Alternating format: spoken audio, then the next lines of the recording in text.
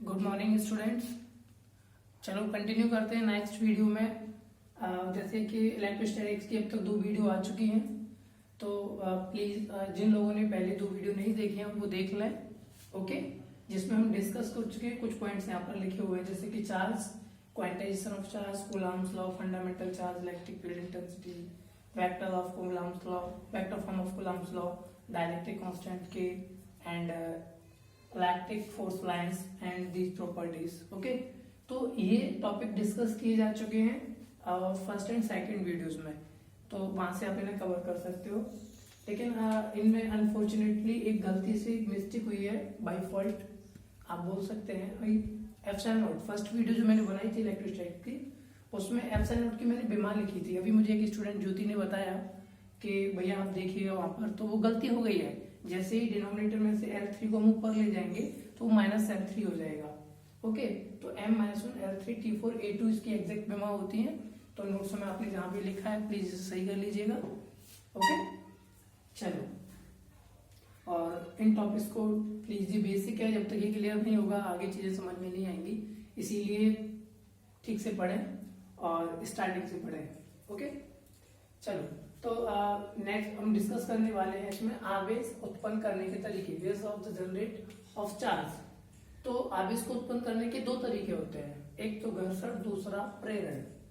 घर्षण मैंने आपको थोड़ा सा बताया फर्स्ट वीडियो में, जब मैंने चार्ज को समझाने की कोशिश की थी कि जब भी 2 हम अचालक वस्तु को आपस में रगड़ते हैं तो उनके रगड़ने से क्या होता है, एक वस्तु से दूसरी वस्तु पर कुछ इलेक्ट्रॉन चले जाते हैं, और इलेक्ट्रॉनों के जाने से क्या होता है, चार्ज जनरेट हो जाता है। जिस वस्तु से इलेक्ट्रॉन निकल करके जाते हैं उस पर तो प्लस चार्ज आता है, और जिस पर इलेक्ट्रॉन आ जाते हैं उस पर माइनस चार्ज आता है। इतना मैंने आपको बता रखा है। ओके, तो घर्षण तो मैंने आपको समझा रखा है। अब आपको एक चीज समझनी है, प्रेरण। प्रेरण क्या होता है, जैसे मान लो जैसे कि यह कोई वस्तु है, मैंने मान लिया थोड़ी देर के लिए ये अचालक है। कैसी है, अचालक। ये अचालक भी मान सकता हूं मैंने थोड़ी देर के लिए अचालक माना हुआ है, ठीक है। और मैंने यहाँ पर एक वस्तु ली जो थोड़ी देर के लिए मैंने मान लिया, यहाँ पर थोड़ी देर के लिए उसे मैंने मान लिया चालक। ओके, तो मैं यहाँ पर मैं बस प्रेरण समझाने की कोशिश कर रहा हूँ। जैसे मान लो इस वस्तु पर प्लस का चार्ज है। कैसा चार्ज है, प्लस का। सपोज दैट इस पर पॉजिटिव चार्ज है, मैंने मान लिया सपोज दैट इस पर प्लस क्यू चार्ज है इस वस्तु पर, ठीक है। तो सामने जो भी गोला रखा हुआ है, एक अचालक गोला है, क्या होगा अगर चालक गोले को अचालक गोले के हम पास लाएंगे तो जो कंडक्टर है उसको इंसुलेटर के पास लेके आते हैं, अचालक को क्या बोलते हैं, इंसुलेटर्स। ओके, क्या होगा कि सबसे पहले एक चीज समझ लें, यहाँ क्या होगा उसे बाद में देखेंगे, कि जैसे ये मार्कर है या कोई भी वस्तु जो आपके पास स्थित है इस टाइम जहां पढ़ रहा है, पेन, बुक, नोटबुक, या फिर मोबाइल, या फिर चार्जर, बोतल, और या दीवार, ईंट, पत्थर, रेत, ऐसा कुछ भी नहीं है जिसमें इलेक्ट्रॉन नहीं है। क्योंकि प्रत्येक पदार्थ किससे बना है, परमाणु से, और परमाणु के मूल कण कौन कौन से होते हैं, इलेक्ट्रॉन, प्रोटॉन, न्यूट्रॉन। इसका मतलब है कि हर एक वस्तु में इलेक्ट्रॉन, प्रोटॉन, न्यूट्रॉन प्रेजेंट है। इसका मतलब देखो, सुनो, मैं जैसे परमाणु में हम बोलते हैं क्या होता है, परमाणु का टोटल चार्ज होता है 0, ठीक है। क्योंकि जितना चार्ज उसमें प्रोटॉन का होता है पॉजिटिव, उतना चार्ज इलेक्ट्रॉन का होता है नेगेटिव, ठीक है। तो ठीक है, ऐसे जैसे अचालक वस्तु है, इसमें क्या है, चार्ज ऑलरेडी प्रेजेंट है। देखो, चार्ज को आप ना तो क्रिएट कर सकते हो, ना डिस्ट्रॉय कर सकते हो, ना तो आप उसे बना सकते हो ना मिटा सकते हो। ये चार्ज कंजर्वेशन लॉ है। Charge can be create and destroy. Okay, is called charge conservation law. आवेश संरक्षण का यह सिद्धांत इस बात को बोलता है कि आप इसको ना आप बना सकते हैं ना आप उसे मिटा सकते हैं, बस एक वस्तु से दूसरी वस्तु पर परिवर्तित कर सकते हो। एक वस्तु से दूसरी, परिवर्तित नहीं बोलेंगे, स्थानांतरित कर सकते हो, ठीक है ना, मतलब ट्रांसफर कर सकते हो आप उसे, लेकिन फिनिश नहीं कर सकते, ठीक है। और ना जनरेट कर सकते हो, ना बना सकते हो ना मिटा सकते हो। ओके, तो जैसे ये पॉजिटिव चार्ज है, positive charge just like a boy को देख करके आप समझ सकते हो कि इधर कौन इकट्ठा होगा, और जल्दी समझ में आ गया होगा। प्लस को देखते इधर क्या होगा, माइनस चार्ज आकर के इकट्ठा हो जाता है। देखो, इसके अंदर माइनस ऑलरेडी प्रेजेंट था। क्या कह रहे हो, घर लिख दूं, लो थोड़ी देर के लिए मान लेते हैं समझने के लिए। तो पॉजिटिव को देख करके यहाँ पर क्या है, चार्ज इधर नेगेटिव। जब नेगेटिव इधर आया, आप एक बात देखिएगा, स्टार्टिंग में यहाँ कोई चार्ज आपको दिखाई दे रहा था क्या, नहीं। स्टार्टिंग में चार्ज क्या था, 0, अगर स्टार्टिंग में यह चार्ज जीरो था तो बाद में भी जीरो होना चाहिए। इसका मतलब है कि अगर इधर नेगेटिव आकर के जनरेट होगा तो इस साइड में अपने आप कौन शिफ्ट हो जाएगा, प्लस का चार्ज। कौन सा चार्ज शिफ्ट हो गया इधर, प्लस का। तो इस सरफेस पर, सामने वाले सरफेस पर नेगेटिव चार्ज आ जाएगा, मतलब डिफरेंट चार्ज आता है। अगर आप यहाँ पर पॉजिटिव चार्ज लाओगे तो इधर नेगेटिव चार्ज जनरेट होगा। अगर मैं यहाँ पर नेगेटिव चार्ज वाला पार्टिकल लेकर के आता, कोई भी जो भी स्फेरिकल है, अगर वो नेगेटिव चार्ज होता तो इधर इस सरफेस पर चार्ज कैसा आता, पॉजिटिव। इस बात को आपको समझना है, डिफरेंट चार्ज आता है, इधर पॉजिटिव और इधर नेगेटिव। मतलब इस छत पर अगर कोई लड़का खड़ा है तो डेफिनेटली इस पड़ोस वाली छत पर कौन आएगा, समझ गए आप लोग, ठीक है, ओके। तो ये कंसेप्ट होता है। अगर मैं यहाँ पे नेगेटिव को लेके आता तो यहाँ पे चार्ज कैसा आता, पॉजिटिव। तो ये होता है प्रेरण। प्रेरण का मतलब है कि इधर चार्ज आपको जैसा दिखा, जैसे छत पे मान लो कोई लड़की खड़ी है, देखा, पड़ोस में अपने आप प्रेरण से क्या होगा, समझ गए आप, मानता हूँ मैं, चलो ठीक है। ऑनलाइन वीडियोज है, मैं इतना ही बोल सकता हूँ, बस बहुत ज्यादा मस्ती नहीं कर सकते और करनी भी नहीं चाहिए शायद, क्योंकि फिलहाल पढ़ाई पे फोकस करो, लॉकडाउन चल रहा है तो क्या हुआ, ओके। चलो हाँ, आगे नेक्स्ट एक कूलम, इसे हटा दें, चाहे आप लोग लिख लेना, नोट्स में काम आएगा ये ना, ये तो बहुत ज्यादा इंपॉर्टेंट रहा। एक कूलम वह आवेश है जो अपने 1 मीटर की दूरी पर निर्वात अथवा वायु में रखे इसी परिमाण के किसी अन्य आवेश को इत्यादि। क्या क्या याद करोगे, ऐसे थोड़ी ना रखना होता है। देखो F इजिकल्स टू फॉर्मूला होता है 1/4 pi epsilon Q1 Q2 upon R square, okay. तो देखो इसमें मुझे निकालना है एक कूलम की परिभाषा को। कितनी परिभाषा निकालनी है, एक कूलम। ये वाली वैल्यू आप जानते हैं कितनी होती है, F इजिकल्स टू, ये वैल्यू होती है 9 × 10⁻⁹, और इधर ये बनता है Q1 Q2 upon R square. आप एक काम करिए, जैसे मैंने मान लिया F इजिकल्स टू 1 न्यूटन, इसे F को कितना मान लिया, 1 न्यूटन, और इस Q1 को मैंने मान लिया 1 कूलम, और इस Q2 को भी क्या मान लिया मैंने, 1 कूलम। Q1 Q2 को 1 बोल दिया, तो यहाँ से R को भी मैंने बोल दिया 1 मीटर। क्या बात कर रहे हो, सारी चीजें हमने अपनी तरफ से मान ली। अब आप बताओ क्या होगा, थोड़ा इधर देखो, यहाँ पे लिख देता हूँ मैं।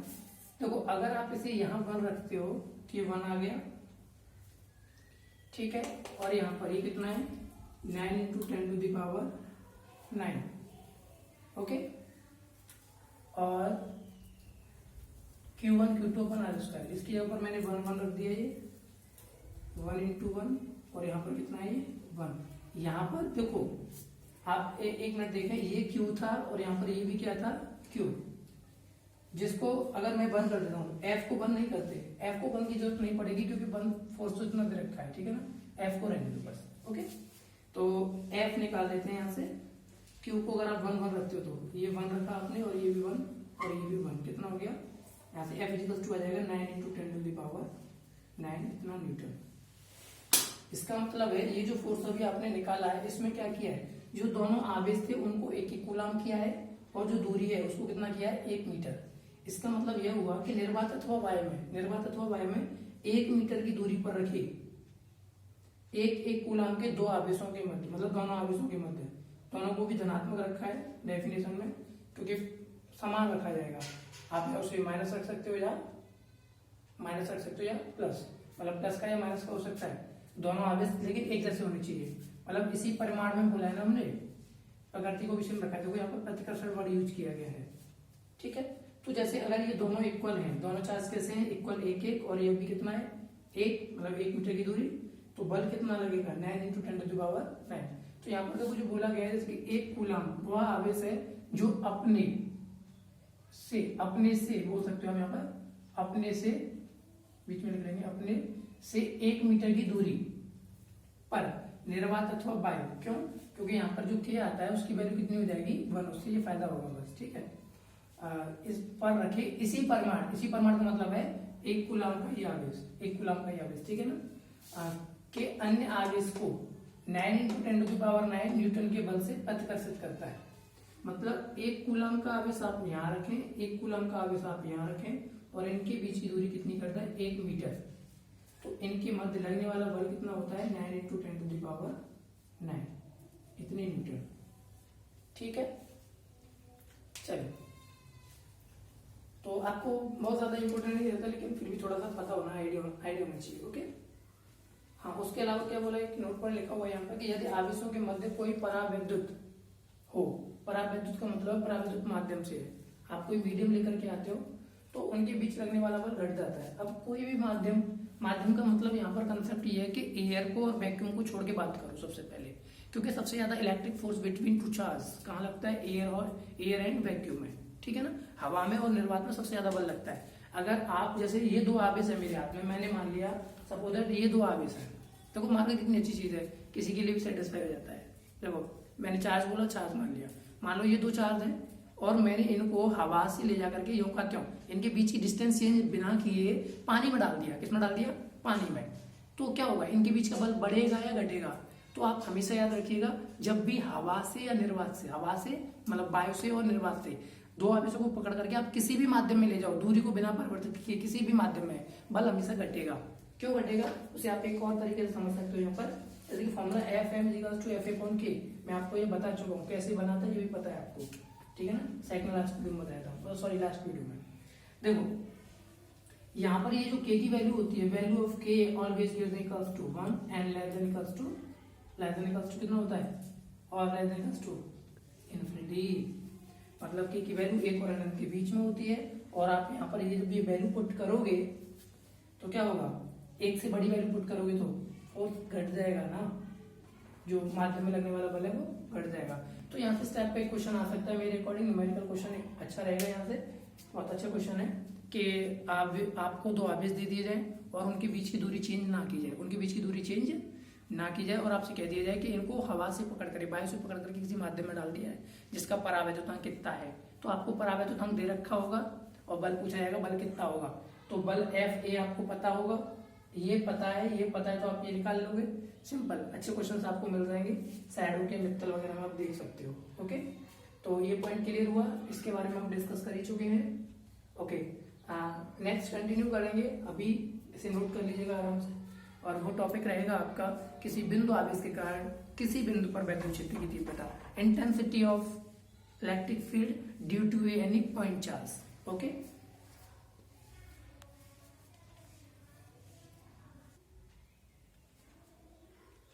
चलो आगे कंटिन्यू करते हैं। जैसे कि किसी बिंदु आवेश के कारण किसी बिंदु पर वैद्युत क्षेत्र की तीव्रता, ठीक है, electric field intensity at any point due to a point charge, किसी बिंदु आवेश के कारण। जैसे कोई नहीं, मान लेते हैं मैंने बिंदु ए पर कोई आवेश Q मान लिया, ठीक है ना। माना कि एक बिंदु आवेश Q, निर्वात अथवा वायु में, किसमें रख रहे हैं हम उसे, निर्वात अथवा वायु में किसी बिंदु ए पर रखा है, हमें इससे r दूरी पर, कितनी दूरी पर, r दूरी पर किसी बिंदु P पर वैद्युत क्षेत्र की तीव्रता ज्ञात करनी है। यहाँ पर क्या निकालना हमें, वैद्युत क्षेत्र की तीव्रता। अगर ये धनावेश है तो धनावेश से दूर की ओर होती है, कुछ इधर होगी, ठीक है ना। तो इस बिंदु P पर वैद्युत क्षेत्र की तीव्रता निकालनी क्यों आवेश के कारण, ठीक है ना। तो हमें इससे r दूरी पर किसी बिंदु P पर वैद्युत क्षेत्र की तीव्रता E ज्ञात करनी है, ठीक है ना। ओके, बिंदु P पर वैद्युत क्षेत्र की तीव्रता ज्ञात करने के लिए हमने बिंदु P पर एक परीक्षण आवेश Q0 माना। कितना मान लिया, एक परीक्षण आवेश Q0, मतलब मैंने यहाँ पर एक आवेश और रख दिया अपनी तरफ से Q0। तो एक आवेश क्या यहाँ पर Q है और एक आवेश यहाँ पे क्या रख दिया हमने, Q0। अब इन दोनों आवेशों के मध्य, एक आवेश ये रहा, दूसरा आवेश ये रहा, इन दोनों आवेशों के मध्य क्या लगेगा, एक वैद्युत बल। एक परीक्षण आवेश Q0 रखा, तब आवेश Q तथा Q0 के मध्य लगने वाला बल, इन दोनों के मध्य कितना बल लगेगा, F=1/4πε0। देखो यहाँ आता है Q1 Q2/r², तो यहाँ पर Q1 की जगह पर तो आ गया Q और Q2 की जगह पर आ गया Q0/r²। समीकरण नंबर 1। लेकिन परिभाषा से, बाय द डेफिनेशन, E कितना होता है, E वैद्युत क्षेत्र की तीव्रता, ये क्या है, मैं लिख दे रहा हूं यहाँ पे थोड़ा सा, वैद्युत क्षेत्र की तीव्रता, वैद्युत क्षेत्र की तीव्रता इक्वल्स टू होता है F/Q0। तो F की वैल्यू समीकरण 1 से मैंने यहाँ पे रख दी इस जगह पर, और अपॉन में क्या है Q0, Q0 से Q0 कैंसिल आउट हो गया, तो कितना बचा 1/4 Q/R², इजिकल्स टू, ये हो गया इतना न्यूटन पर कूलम। कैसे?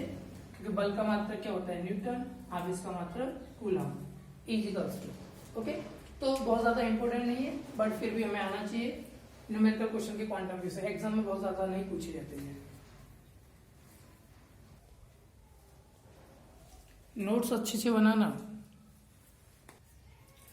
चलो नेक्स्ट देखते हैं इसमें द्विध्रुव, वैद्युत द्विध्रुव, इलेक्ट्रिक डायपोल।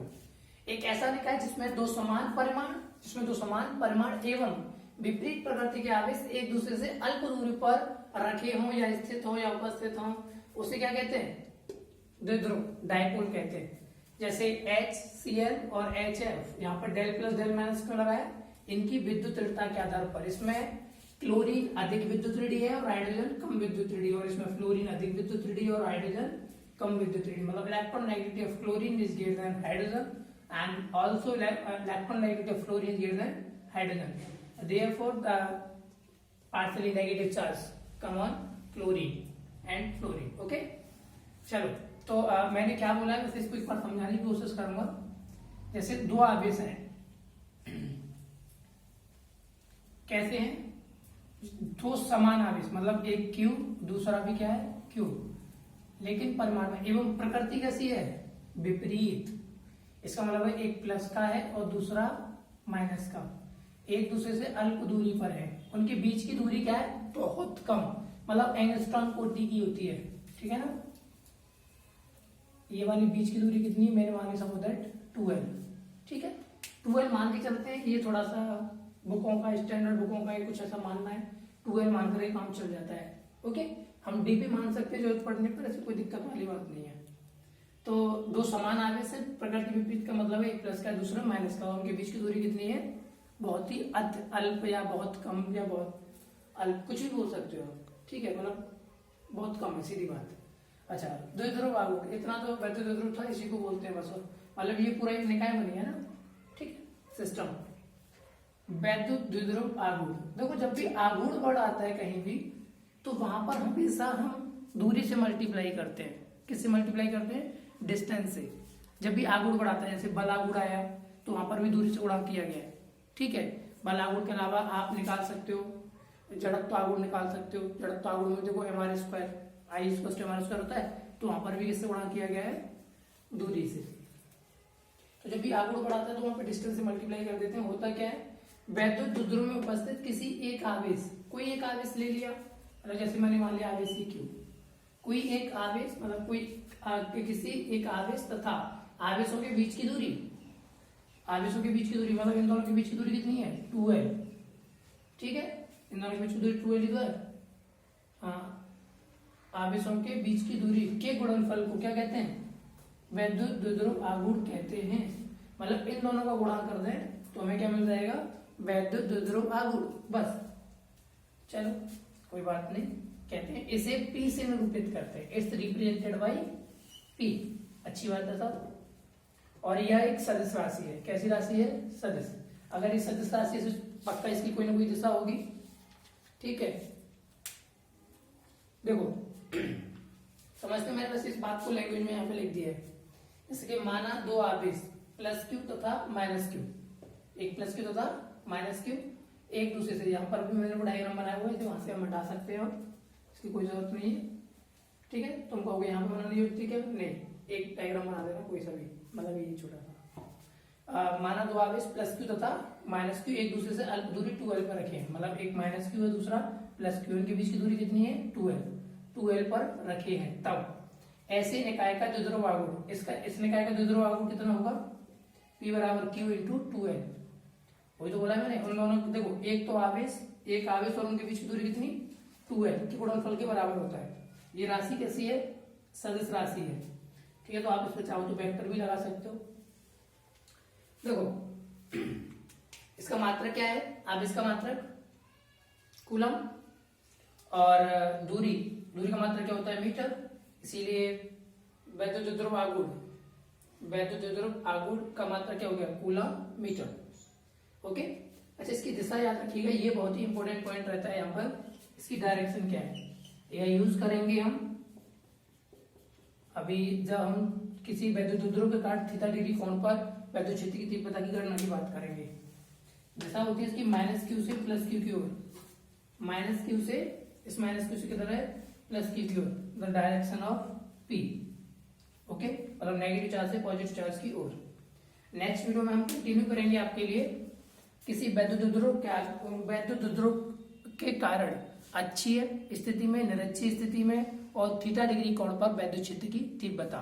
ठीक है ना, तो नोट्स कंटिन्यू रखिएगा, और जिन्होंने प्लीज वीडियो स्टार्टिंग की नहीं देखे तो पहले उसे देखें, उसके बाद में ये समझ में आएगा। Okay, bye, take care.